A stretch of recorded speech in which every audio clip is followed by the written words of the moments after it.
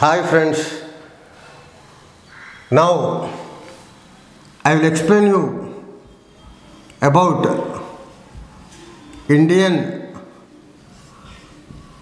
Constitution. Indian Constitution. So generally 100% one question in the previous TET examinations and DSC examinations, one question is given. That is the reason it is one of the most important for TET as well as DSC. So Indian Constitution we can find in the new 7th class textbook and the present 8th class textbook, and some aspects are extended even in 10th class textbook. So you can refer 7th new, 8th one and 10th class textbooks for the Indian Constitution. So actually the word Constitution is a written document which contains principles related with the structure of the government and the organs of government like legislature, executive and judiciary. Then coming to the Constitution, kinds of Constitution. Kinds of Constitution. Here, first one is written Constitution. Second one is unwritten Constitution.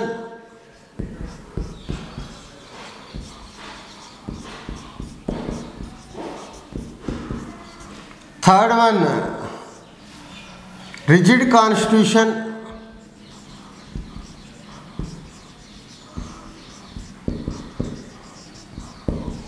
Fourth one, flexible Constitution.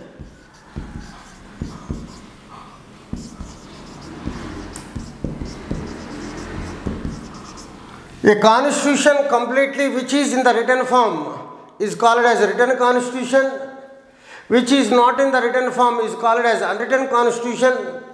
A constitution which cannot be changed easily is called as a rigid constitution. A constitution which can be changed easily is called as flexible constitution. Coming to the written constitution, USA is the best example for written constitution. British Constitution is the best example for unwritten constitution. USA is the best example for rigid constitution.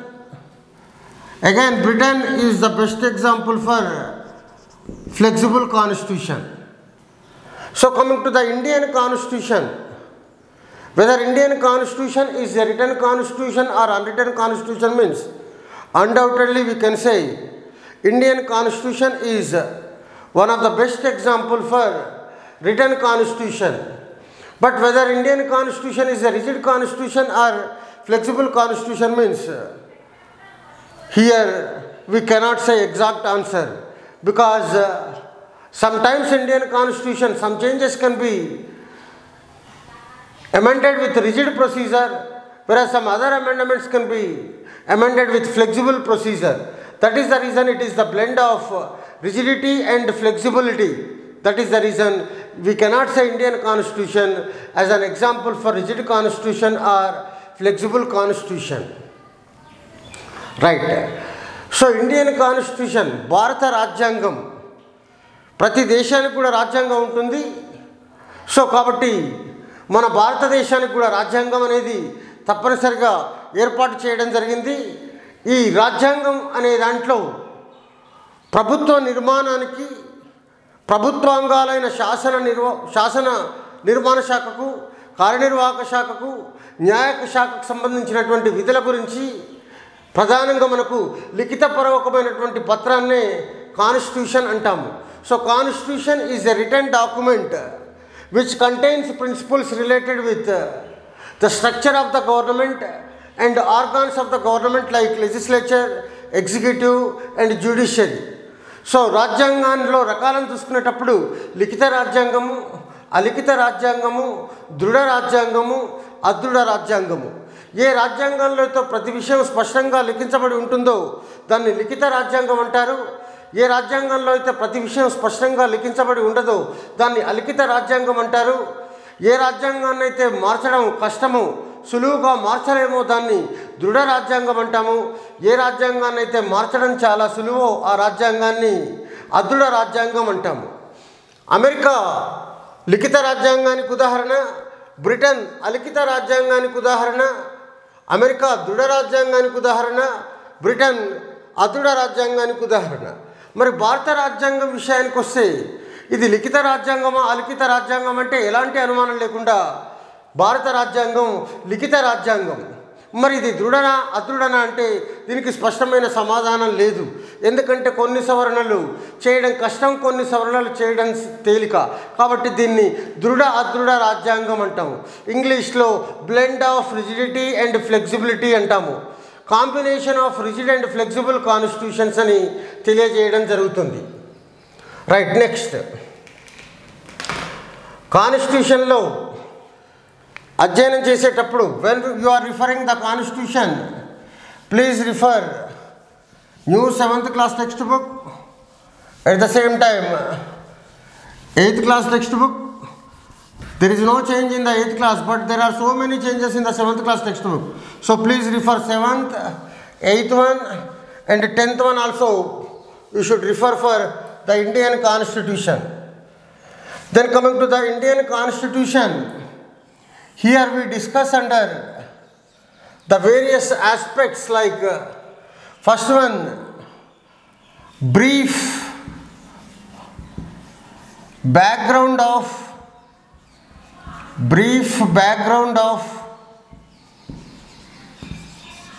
Indian Constitution. Brief background of Indian Constitution. So in this we discuss about activities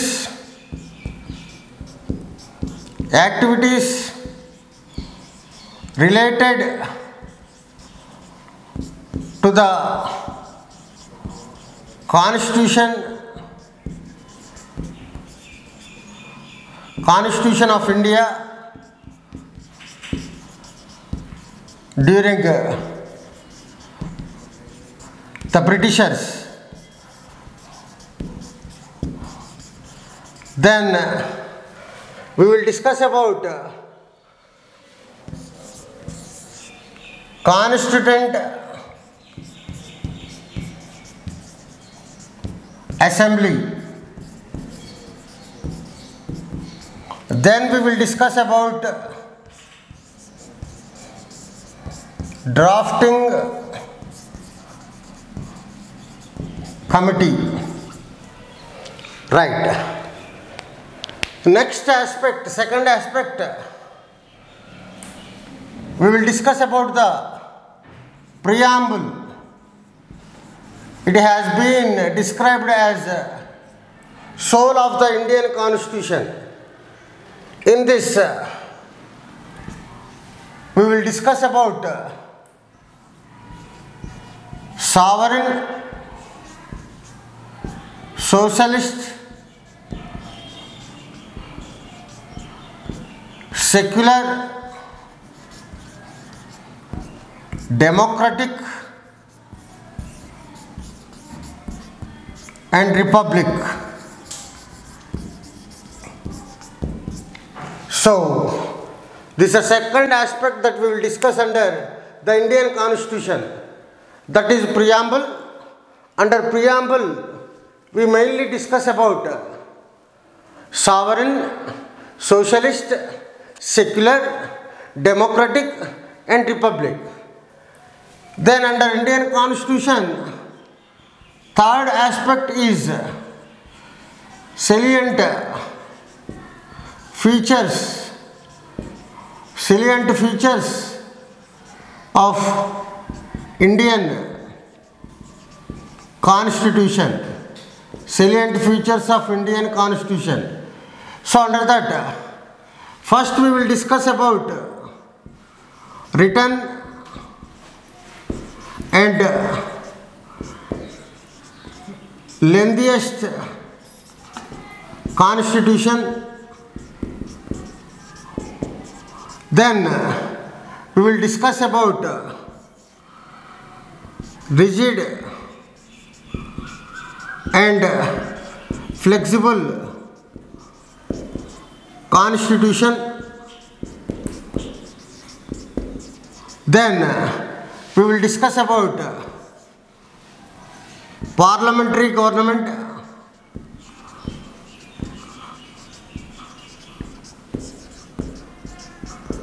Then we will discuss about fundamental rights, important fundamental rights. Then we will discuss about, this is also important, directive principles.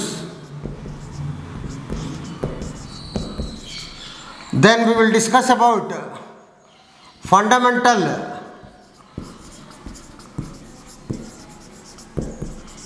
duties. Then we will discuss about independent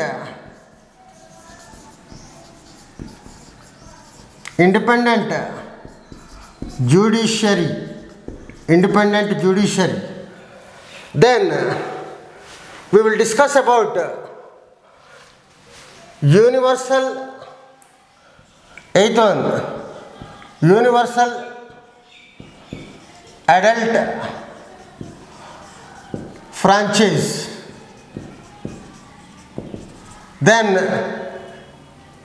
ninth one, we will discuss about single citizenship. Then we will discuss about bicameral legislature. Bicameral legislature. So these are the salient features of the constitution or basic features of the Indian constitution. భారత రాజ్యాంగం యొక్క ప్రధాన లక్షణాలు. మొదటిది లిఖిత మరియు అతిపెద్ద రాజ్యాంగం. రెండవది దృఢ అదృఢ రాజ్యాంగం. మూడవది పార్లమెంటరీ తరహా ప్రభుత్వం. నాలుగవది ప్రాథమిక హక్కులు. ఐదవది ఆదేశక సూత్రాలు. ఆరవది ప్రాథమిక విధులు. ఏడవది స్వతంత్ర న్యాయ వ్యవస్థ. ఎనిమిదవది విశ్వజనీన లేదా సార్వజనీన వయోజన ఓటు హక్కు. తొమ్మిదవది ఏకపౌరసత్వం. పదవది ద్విసభా విధానం. So now we will discuss about each aspect in detail. So first let us discuss about brief background of the Indian Constitution. So in this, first we will discuss about the developments of the Constitution at the time of the Britishers. So in that, you should remember few important things. Firstly, you should remember about the Nehru report, which has been prepared by the Motilal Nehru and 8 other Congress leaders. So first one, 1928. So in this year, Motilal Nehru and 8 other Indian National Congress leaders prepared a constitution which is called as early draft constitution, which was submitted to the British government in the year 1929, which is also called as Nehru Report, but this was not approved by the British government. That is the reason it did not come into force. So anyhow, for the first time, early draft constitution for our country is prepared by Motilal Nehru and 8 other Congress leaders in the year 1928, which was submitted in the year 1929, but it was not approved by the British government. Then you should remember about 1931, Indian National Congress met at Karachi. So this Karachi session, in the Karachi session, our Congress leaders met at Karachi and passed a resolution which mentioned how Indian constitution should be. So Bharata Rajyangam ela undalo oka tirmanam chesaru. So how Indian constitution should be. So that is mentioned in the Karachi session. So by the Indian National Congress in the year 1931. And here you remember one thing, actually our Mahatma Gandhi, he was not member either in the Constituent Assembly or in drafting committee, but his aspirations, his feelings, we can clearly observe in our Indian Constitution. Mainly in the year 1931, in a newspaper, Young India, in this newspaper, he mentioned that what he is expecting from our Indian Constitution. So Bharata Rajyangam nunchi taanu emi aashistunnado Gandhiji Young India ane patrikalo 1931లో పేర్కొనడం జరిగింది. So these three are very important years. So first 1928లో Motilal Nehru మరియు 8 మంది కాంగ్రెస్ నాయకులు కలిసి తొలి రాజ్యాంగ ప్రతిని విడుదల చేయడం జరిగింది. దాన్నే నెహ్రూ నివేదిక అంటారు. అయితే దీన్ని బ్రిటిష్ ప్రభుత్వం ఆమోదించలేదు కాబట్టి ఇది అమల్లోకి రాలేదు. తర్వాత 1931లో భారత జాతీయ కాంగ్రెస్ నాయకులు కరాచీలో సమావేశమై ఒక తీర్మానాన్ని చేయడం జరుగుతుంది. ఆ తీర్మానంలో వాళ్ళు భారతదేశానికి ఎలాంటి రాజ్యాంగం ఉండాలో తీర్మానిస్తారు. తర్వాత గాంధీజీ 1931లో తాను నడిపినటువంటి యంగ్ ఇండియా అనే పత్రికలో భారత రాజ్యాంగం నుంచి తాను ఏమి ఆశిస్తున్నాడో పేర్కొనడం జరుగుతుంది. So here you remember one thing, these two resolutions. So 1928 Motilal Nehru report and Motilal Nehru, he was the father of Jawaharlal Nehru. So Nehru report and Karachi session both had two common aspects. ఆ రెండు కూడా రెండు విషయాలపైన ఏకాభిప్రాయం వ్యక్తం చేయడం జరిగింది. Both expressed common opinion. 1928 Nehru report and 1931 Karachi session expressed common opinion on two aspects like universal adult franchise. Then second one, freedom of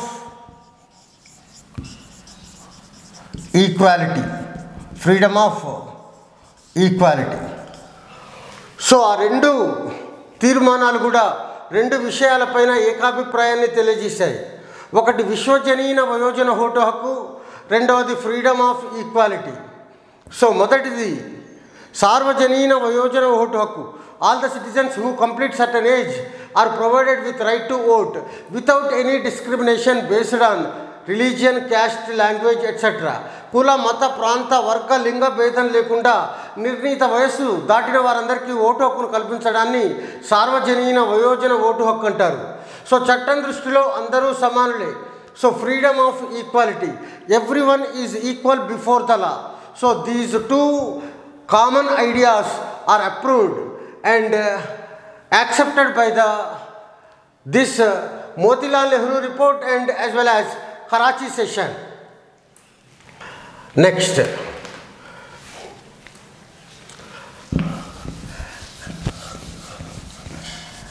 Now we will discuss about Constituent Assembly, Rajyanga Parishattu. Rajyanga Parishattu, Constituent Assembly.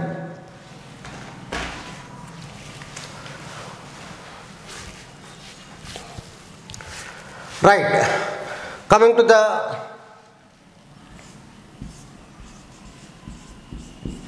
Constituent Assembly.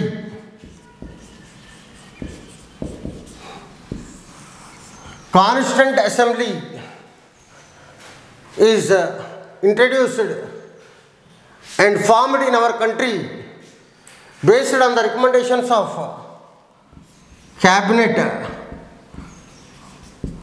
Mission,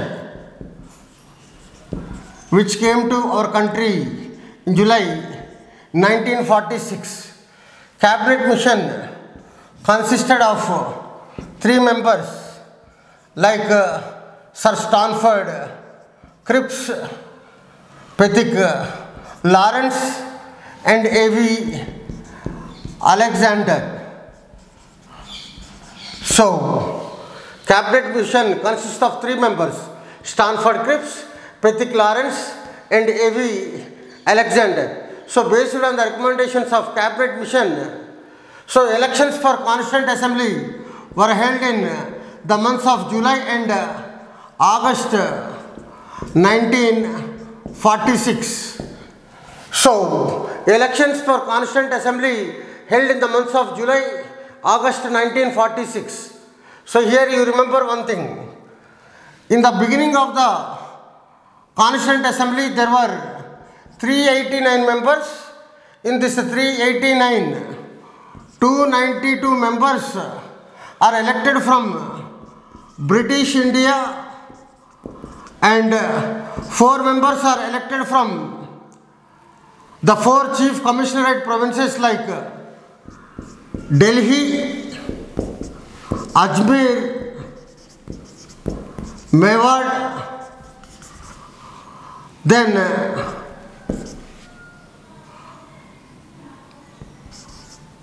British Balochistan,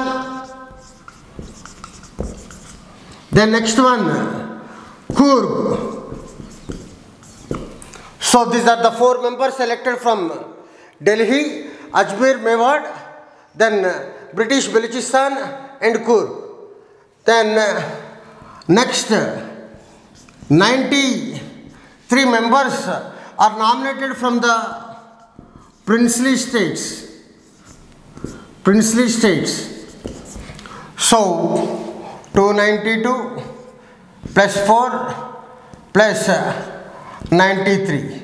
So in the beginning of the Constituent Assembly, there were 389. So why particularly I am mentioning in the beginning? Because after independence of our country, before the one day of independence of our country, on August 14, 1947, India was split into 4. India was split into 2 countries like India and Pakistan. So as a result of it, Constituent Assembly also partitioned into 2 parts like Indian Constituent Assembly and Pakistan Constituent Assembly. So as a result of it, after the independence of our country, there were 299 members in the Constituent Assembly. So in the beginning means 389 members are there, and after the independence 299 members. So in this 389, remember 26 members are from scheduled castes and 15 members are from women. So there were 15 women members in the Constituent Assembly, whereas 26 represented from scheduled castes. So totally there were 389 members at the time of the formation of Constituent Assembly. But after dividing the Constituent Assembly, there were 299 members in the Constituent Assembly. Right. Next, coming to the meetings of the Constituent conducted by the Constituent Assembly while Constitution makers are preparing the Indian Constitution. But you should remember some meetings. So చాలా సమావేశాలే ఉన్నాయి, కానీ ప్రధానంగా మీరు గుర్తుంచుకోవాల్సిన సమావేశాలు కొన్ని ఉన్నాయి. So రాజ్యాంగ పరిషత్తుకు ఏర్పాటు చేయడంలో ప్రధానంగా సిఫార్సు చేసినటువంటి వ్యవస్థను మనం క్యాబినెట్ మిషన్ కమిటీ అంటాము. క్యాబినెట్ మిషన్లో 3 సభ్యులు ఉంటారు. అందులో స్టాన్ఫర్డ్ క్రిప్స్, తర్వాత పెతిక్ లారెన్స్, తర్వాత ఏవి Alexander. Next cabinet machine committee మేరకు రాజ్యాంగ పరిషత్తుకు 1946 జూలై ఆగస్టు నెలల్లో ఎన్నికలు జరిగాయి. ఎన్నికలు జరిగినప్పుడు ఏర్పడిన సభ్యుల సంఖ్య 389. ఈ 389 మందిలో 292 మంది బ్రిటిష్ ఇండియా నుంచి ఎన్నిక కావడం జరిగింది. 4 చీఫ్ కమిషనరేట్ ప్రాంతాలైనటువంటి 4, 1 Delhi, 2 Ajmer Mewar, 3 Coorg, 4 British Baluchistan. So 1 is the Delhi, 2nd one is the Ajmer Mewad, 3rd one is the Coorg, 4th one is the British Balochistan. So ఆ 4 292 ప్లస్ 4 296. తర్వాత మిగిలిన 93 మంది స్వదేశీ సంస్థానాల నుంచి నామినేట్ కాబడటం జరిగింది. ఎవరు నామినేట్ చేశారంటే స్వదేశీ సంస్థానాలకు చెందినటువంటి రాజులు 93 మందిని నామినేట్ చేశారు. సో మొత్తం 389 మంది రాజ్యాంగ పరిషత్తు ఏర్పడినప్పుడు. కానీ భారతదేశ విభజన జరగక ముందు మరి భారతదేశం రెండుగా విడిపోయింది. భారతదేశానికి స్వాతంత్రం వచ్చే ఒక రోజు ముందే. సో దానివల్ల రాజ్యాంగ పరిషత్తు కూడా 2గా విడిపోయింది. సో ఒకటి భారత రాజ్యాంగ పరిషత్తు, రెండవది పాకిస్తాన్ రాజ్యాంగ పరిషత్తు. కాబట్టి స్వాతంత్రానంతరం భారత రాజ్యాంగ పరిషత్తులో సభ్యుల సంఖ్య అంటే 299. మొదట్లో 389 వాళ్ళు ఉండేవాళ్ళు. ఎప్పుడు 1947 ఆగస్టు 15 కంటే ముందు. కానీ తర్వాత సభ్యుల సంఖ్య 299కి తగ్గించడం జరిగింది. తగ్గిపోవడం జరిగింది. ఎందుకంటే దేశ విభజన జరిగింది కాబట్టి రాజ్యాంగ పరిషత్తు విభజన కూడా జరిగింది.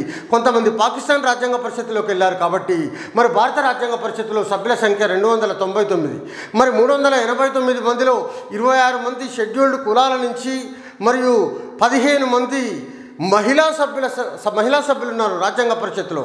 ఆ మహిళా సభ్యుల్లో ప్రముఖ మహిళా సభ్యురాలు టెక్స్ట్ బుక్లో ప్రధానంగా ఇవ్వడం జరిగింది Durgabai Deshmukh. So Durgabai Deshmukh is one of the prominent women member among the 15 women members of the constituent assembly. అయితే కొన్ని చోట్ల 10th క్లాస్ బుక్లో, తర్వాత 7th క్లాస్ బుక్లో 9 ఇచ్చారు. మీరు కన్ఫ్యూజ్ కాకండి, 15 is the correct. So coming to the Constituent Assembly, there were 15 women members in the Constituent Assembly. Then coming to the scheduled caste, from scheduled caste there were 26. This is clearly mentioned in the 7th class. 26 members are represented from scheduled caste. That is also in a new 7th class book. So while you are preparing for the Constitution, please mention that everyone should refer new 7th class textbook also. Please note that.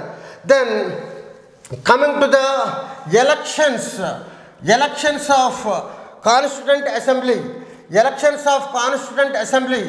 Elections of Constituent Assembly are not held based on universal adult franchise.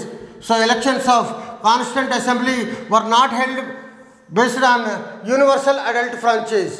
They were conducted based on limited voting system. So limited voting system, not based on universal adult franchise.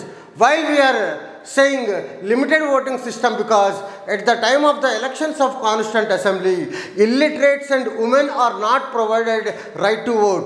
Only few educated intellectuals and landlords are provided right to vote in the elections of the Constituent Assembly. రాజ్యాంగ పరిషత్తుకు ఎన్నికలు సార్వజనీన వయోజన vote పద్ధతి ద్వారా జరగలేదు, పరిమిత vote పద్ధతి ద్వారా జరిగాయి. సార్వజనీన వయోజన ఓటు పద్ధతి అంటే నిర్ణీత వయస్సు దాటిన వారందరికీ కూడా ఓటు హక్కును కల్పిస్తారు. కుల, మత, ప్రాంత, లింగ భేదం అనేది ఉండదు. కానీ ఇక్కడ మరి మన రాజ్యాంగ పరిషత్తుకు జరిగిన ఎన్నికలు సార్వజనీన వయోజన ఓటు పద్ధతి ద్వారా జరగలేదు. కేవలం కొంతమంది చదువుకున్న వాళ్ళకు, భూమి ఎక్కువగా ఉన్న వాళ్ళకు కల్పించడం జరిగింది. కాబట్టే రాజ్యాంగ పరిషత్తుకు జరిగిన ఎన్నికలలో ఓటు హక్కు వినియోగించుకున్న వారు కేవలం 10% మంది మాత్రమే. So at the time of the elections of the constituent assembly only 10% of the people used their right to vote, because in the elections of the constituent assembly only few educated and landlords are provided right to vote. Women and illiterates are not provided right to vote.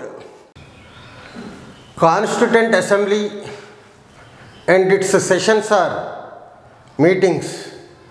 Actually many sessions are there, but among them we have to remember important sessions as per the textbook. So coming to the first session of the Constituent Assembly, which was held on December 9th, 1946. For this meeting, Dr. Sachidananda Sinha, he was the temporary chairman for the first meeting. He was one of the senior most member in the age among the 389 members. That is the reason he acted as the temporary chairman for the Constituent Assembly. The second meeting of the Constituent Assembly was held on December 11th, 1946. In this meeting only, Dr. Babu Rajendra Prasad, elected as the permanent chairman of the Constituent Assembly. So Rajendra Prasad, he was the first president of India. Actually from January 24, 1950, commencement of the constitution till the first general elections, which were held in 1951 and 52. So as elected president also from 1952 to 1962. So almost from 1952 to 1962, president of India. He was only the president for long time, for two tenures time he was re-elected. So first one 1952 to 57 and 57 to 62. So he was only the president who has been elected as the president for 2 times. So he was the permanent chairman of the Constituent Assembly. If in question if it is mentioned temporary chairman, then you should answer Sachidananda Sinha. If it is simply chairman or permanent chairman, you should mention Dr. Babu Rajendra Prasad. Then the third session of the Constituent Assembly, very important. The third session of the Constituent Assembly was held on December 13, 1946. In this third session, Jawaharlal Nehru introduced objectives resolution in the Constituent Assembly. Objectives resolution is the basis for preamble of Indian Constitution. So our preamble is made based on objectives resolution. So this is introduced by Jawaharlal Nehru in the Constituent Assembly on December 13, 1946. But this objectives resolution approved by the Constituent Assembly on January 22, 1947.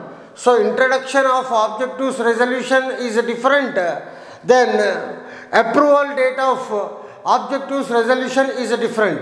So first objectives resolution is introduced by Jawaharlal Nehru on December 13, 1946. But it was approved by the Constituent Assembly on January 22, 1947.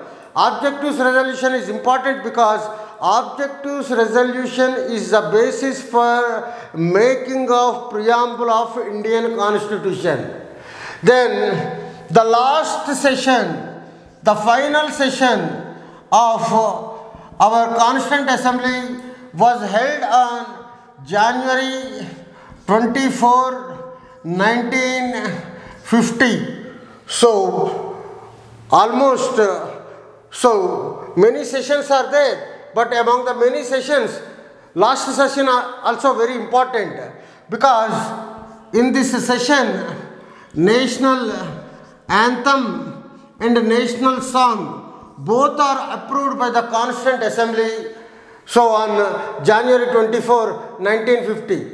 So last session was held on January 24, 1950. So in this session only national anthem and national song are approved. And our national flag is approved by the Constituent Assembly on July 22, 1947. This is also very, very important. So national flag is approved by the Constituent Assembly on July 22nd, 1947, but national anthem and national song are approved by the Constituent Assembly on January 24, 1950. And coming to the legal advisor of this Constituent Assembly, B.N. Rao, Benegal Narasimha Rao. He was the chief legal advisor for the Constituent Assembly. So there is one more speciality for Benegal Narasimha Rao. He was the first judge in the International Court of Justice from our country. So B.N. Rao acted as the legal advisor of the Constituent Assembly, and he was the first judge in the International Court of Justice from our country. So these are the important sessions of the Constituent Assembly. All the discussions of the Constituent Assembly are recorded. Those are called as debates of Indian Constituent Assembly.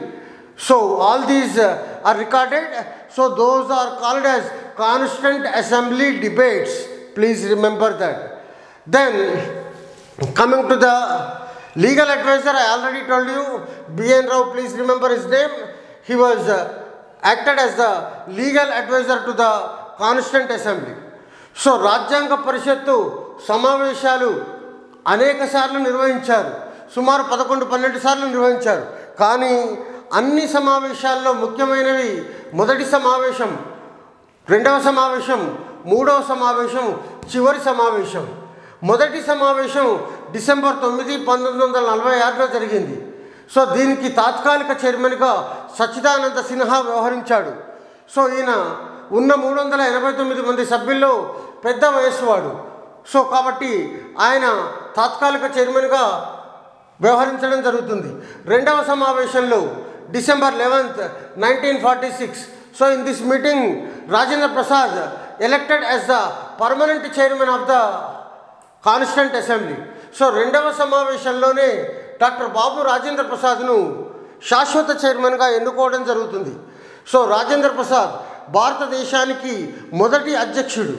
భారత రాజ్యాంగం అమల్లోకి వచ్చిన తర్వాత జనవరి 26, 1950 నుంచి మొదటి సాధారణ ఎన్నికలు జరిగే వరకు 51, 52లో జరిగాయి మొదటి ఎన్నికలు. సో అప్పటి వరకు తర్వాత 52లో ఎన్నికలు జరిగిన తర్వాత 57 వరకు, మళ్ళీ 57 ఎన్నికలు జరిగిన తర్వాత 62 వరకు. సో రాష్ట్రపతిగా సుదీర్ఘకాలం పనిచేసినటువంటి వ్యక్తి రాజేంద్ర ప్రసాద్. సో రాజేంద్ర ప్రసాద్ తప్ప ఇంకా ఏ ఇతర రాష్ట్రపతి కూడా ఇంతకాలం పనిచేయలేదు. So he was the longest president of India.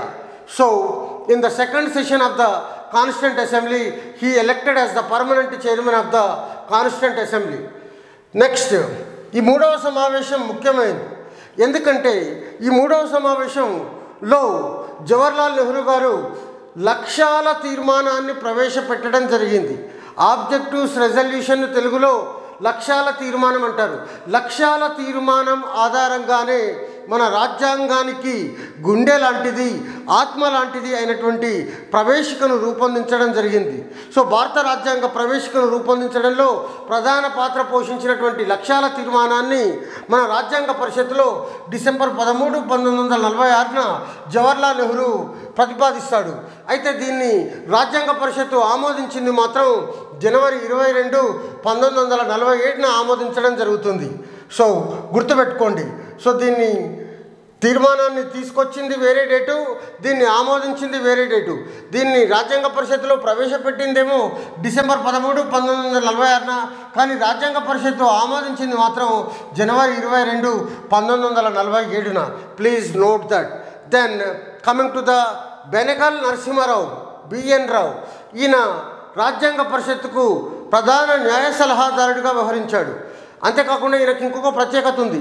అంతర్జాతీయ న్యాయస్థానం, నెదర్లాండ్స్లోని హేగ్లో ఉన్నటువంటి అంతర్జాతీయ న్యాయస్థానంలో భారతదేశం తరపున న్యాయమూర్తిగా ఎన్నికైన మొదటి భారతీయుడు. So he was the first Indian judge in the international court of justice. So అంతర్జాతీయ న్యాయస్థానంలో భారతదేశం తరపున తొలి న్యాయమూర్తి Benegal Narasimha Rao. Please remember that.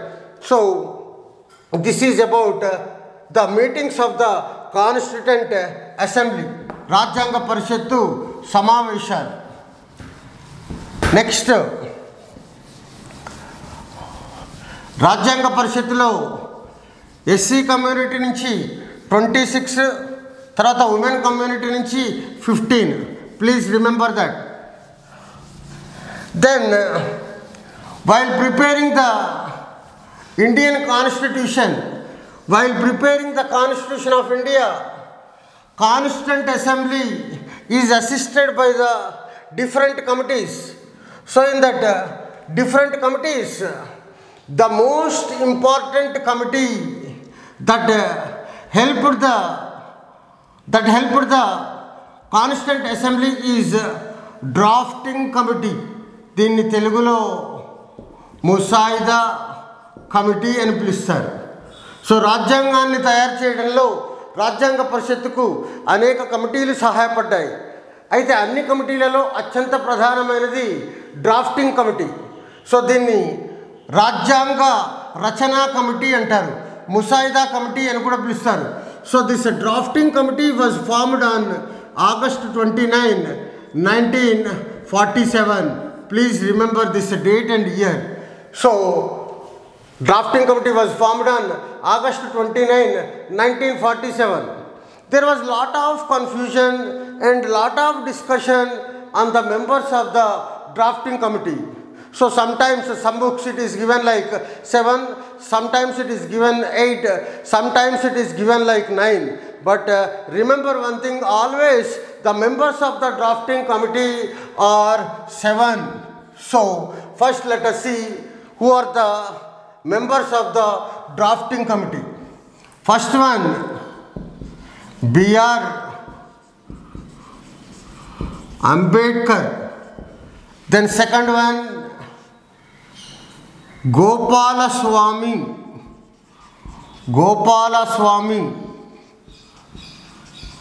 Iyengar. Next, third one, Alladi Krishnaswamy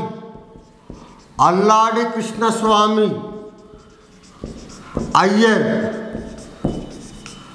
Next, fourth one, K.M. Munshi. Next one, Madhava Rao.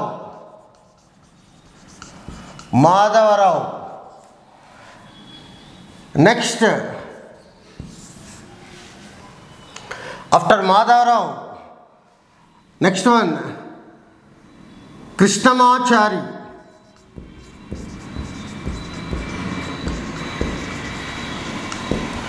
So B.R. Ambedkar, Gopalaswamy Iyengar, Alladi Krishnaswamy Iyer, K.M. Munshi, Madhava Rao, then Krishnamachari. Next, Muhammad Sayyid Saadullah.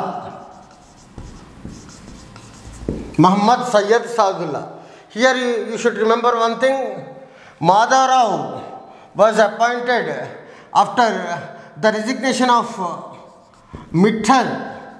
Then Krishnamachari was appointed after the death of D.P. Khaitan. So here always members of the drafting committee are 7 only.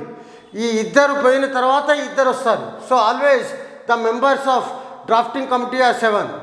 So one is Dr. B.R. Ambedkar, second one Gopalaswamy Iyengar, third one Alladi Krishnaswamy Iyer, fourth one K.M. Munshi, fifth one Madhava Rao, sixth one Krishnamachari, seventh one Muhammad Sayyid Sadullah. So here you remember, here this Madhava Rao became as the member of the drafting committee after the resignation of Mittal. Then Krishnamachari became as a member of drafting committee after the death of Kaitan. So here there are 7 members in the drafting committee.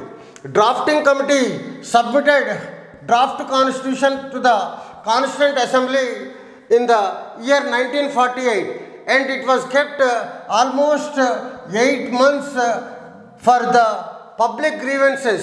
So for public grievances, the draft constitution which was submitted in the year 1948 to the Constituent Assembly by the drafting committee kept in front of the people for 8 months. So in this draft, in the year 1948 draft, there were 315 articles and 8 schedules.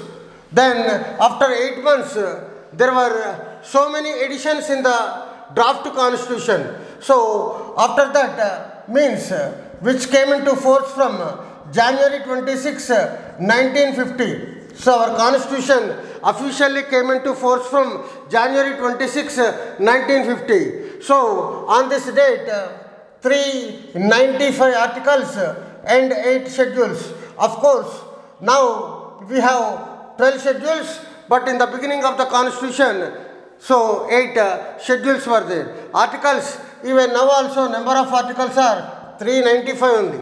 So in some books, by adding subsections, they tell like 460 or 470, but always articles number is 395 only. So coming to the draft constitution, 315 articles were there, 8 schedules were there, which was submitted by the drafting committee in the year 1948. So it kept in front of the people for 8 months. Then finally it came into force from January 26, 1950, which contained 395 articles and 8 schedules. Now it contains 395 articles and 12 schedules. Then here you remember one thing that is most important. Our constitution, draft constitution, is approved by the Constituent Assembly on November 26, 1949. It is very important. So our constitution is approved by the Constituent Assembly on November 26, 1949. So మరి రాజ్యాంగ పరిషత్తుకు రాజ్యాంగాన్ని తయారు చేసే క్రమంలో అనేక కమిటీలు ఉన్నాయి. అనేక కమిటీలు ఉన్నప్పటికీ కూడా మనకు ముఖ్యమైనటువంటి కమిటీ ముసాయిదా కమిటీ. ముసాయిదా కమిటీ ఆగస్టు 29, 1947 ఏర్పడింది. అయితే దీని సభ్యుల విషయంలో కొంచెం కన్ఫ్యూజన్ ఉంటుంది, but there is no confusion at all. So దీంట్లో సభ్యుల సంఖ్య 7. దీనికి చైర్మన్గా doctor B R Ambedkar. So he is the chairman of drafting committee. He is the pioneer of Indian Constitution. He has been called as father of Indian Constitution. So Ambedkar played an important role in the preparation of Indian Constitution. Especially he is the maker of the concept social justice. సాంఘిక న్యాయాన్ని దేశ ప్రజలందరికీ కూడా అందించడంలో ప్రధాన పాత్ర పోషించి భారత రాజ్యాంగ పితామహుడిగా పేర్కొన్నటువంటి వ్యక్తి డాక్టర్ బిఆర్ అంబేద్కర్. రాజ్యాంగ పరిషత్తుకు సహాయపడినటువంటి ముసాయిదా కమిటీలో చైర్మన్గా వ్యవహరించడం జరిగింది. తర్వాత గోపాలస్వామి అయ్యంగార్, అల్లాడి కృష్ణస్వామి అయ్యర్, కేఎం మున్షి, మాధవరావు, కృష్ణమాచారి, తర్వాత సయ్యద్ సాదుల్లా, వీళ్ళంతా సభ్యులుగా పనిచేయడం జరిగింది. అయితే ఇక్కడ మాధవరావు అనే అతను సభ్యుడిగా మిట్టర్ అనారోగ్యంతో రాజీనామా చేసిన తర్వాత వస్తాడు. తర్వాత కృష్ణమాచారి ఖైతాన్ మరణం తర్వాత సభ్యుడిగా రావడం జరుగుతుంది. సో డ్రాఫ్టింగ్ కమిటీలో, ముసాయిదా కమిటీలో సభ్యుల సంఖ్య ఎప్పుడు కూడా 7గానే ఉంటుంది. అయితే ముసాయిదా కమిటీ రాజ్యాంగ పరిషత్తుకు ముసాయిదా రాజ్యాంగాన్ని 1948లో సమర్పించడం జరిగింది. దాంట్లో 315 అధికరణాలు, 8 షెడ్యూళ్ళు ఉండేవి. అయితే దీన్ని 8 నెలల పాటు ప్రజల నుంచి అభ్యంతరాలు స్వీకరించేందుకు ప్రజల ముందు ఉంచడం జరిగింది. మొత్తం మీద రాజ్యాంగం అనేది జనవరి 26, 1950 నుంచి అధికారికంగా అమల్లోకి వచ్చింది. సో 1950 జనవరి 26న అమల్లోకి వచ్చినప్పుడు భారత రాజ్యాంగంలో 395 అధికరణాలు, 8 షెడ్యూళ్ళు ఉండేవి. ఇప్పుడు కూడా భారత రాజ్యాంగంలో 395 అధికరణాలు ఉన్నాయి. షెడ్యూళ్ళు మాత్రం 8 నుంచి 12కు. So right now we have 395 articles and 12 schedules.